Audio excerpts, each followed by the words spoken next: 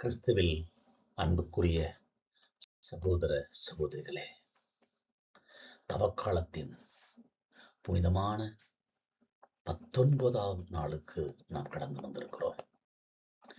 நமது மனமாற்ற பயணத்தில் இன்று தாகத்தை தணிக்கும் இறைவனின் வாழ்வளிக்கும் தண்ணீரை குறித்து நாம் தியானிப்போம். இன்று இறைவார்த்தைகள் விடுதலை பயன் நூல் 17, ரோமேயருக்கு திருமுகம் 5, யோவான் நற்செய்தி 4.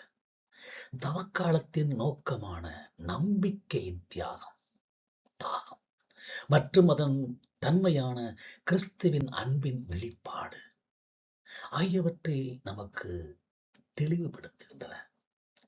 நமது ஆழமான தாகம் என்ன?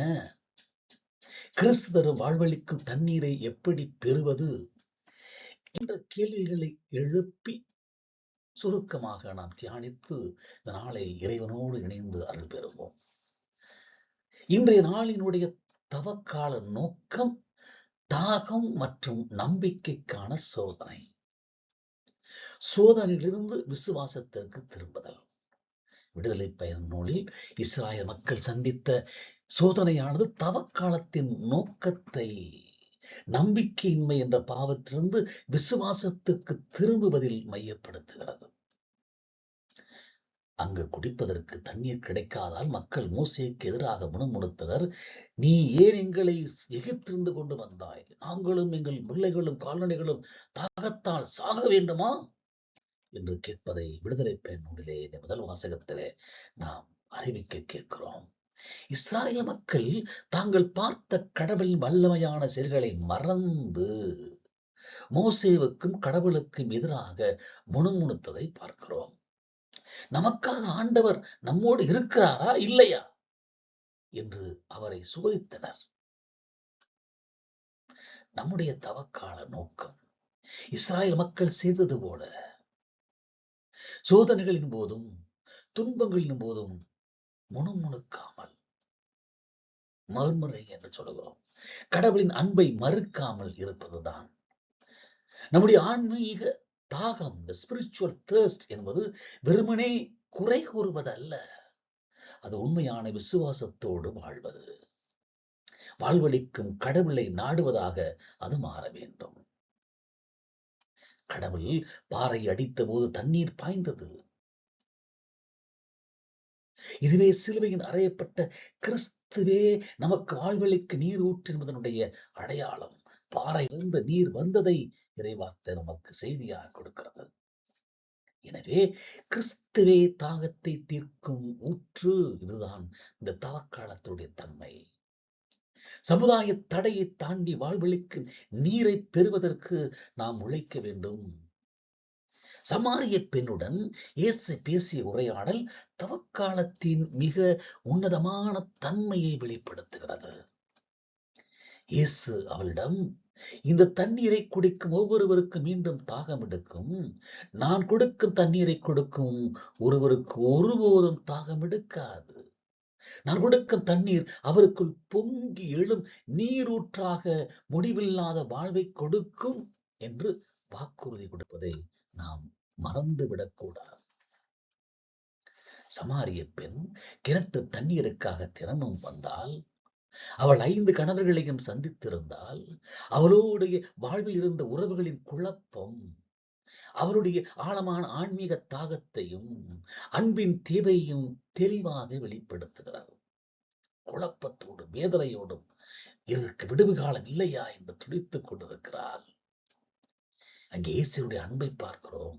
இயேசு கிறிஸ்து யூதர்கள் சமாரியுடன் பேசுவதில்லை என்ற சமூக தடையை பொருட்படுத்தாமல் அவரோடு பேசுகிறார். முதலில் அவருடைய பாவ வாழ்வையும் சமூக புறக்கணிப்பையும் அவர் பொருட்படுத்தாமல் அவளுக்கு வாழ்வளிக்கு நீரை வழங்க அவரே முன் வருகிறார்.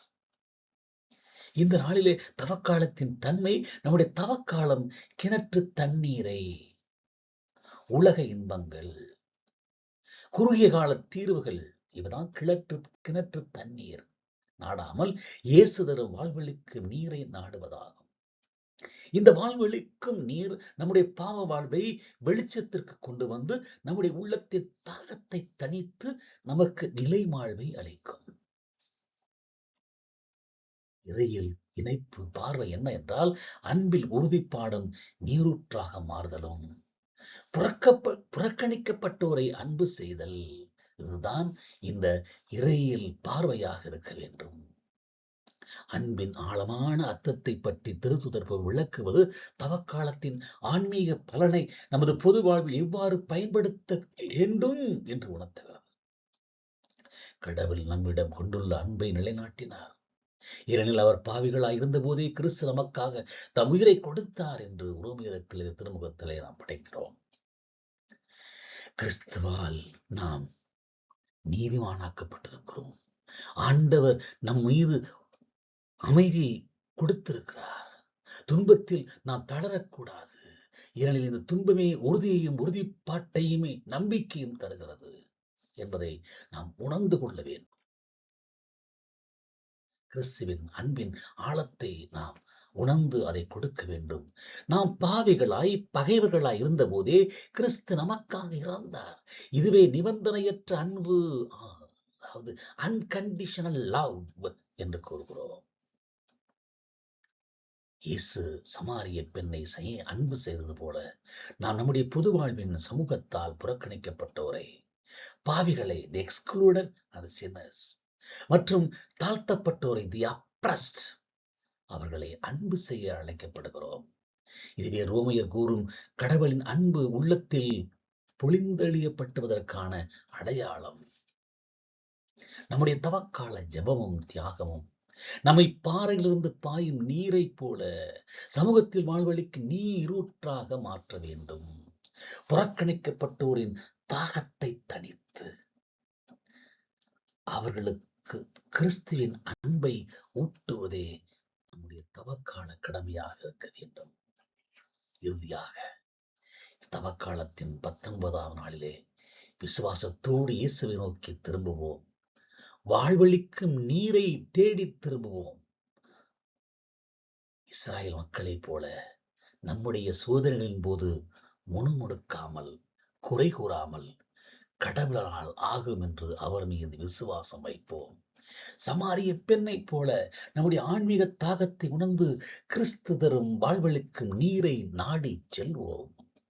பவுல் கூறியது போல நாம் பாவிகளாய் இருந்த போதே நம்மை அன்பு செய்த கடவுளின் அன்பை நம்முடைய பகைவர்களிடமும் புறக்கணிக்கப்பட்டோரிடமும் வெளிப்படுத்துவோம். இந்த வாழ்வழிக்கும் நீர் நம்மை இந்த புனித காலத்திலே தூய்மைப்படுத்தி புனிதப்படுத்தி நமக்கு முடிவில்லாத வாழ்வை பெறும் ஊற்றாக மாற்றட்டும். அவர் வழியிலே நடப்போம்.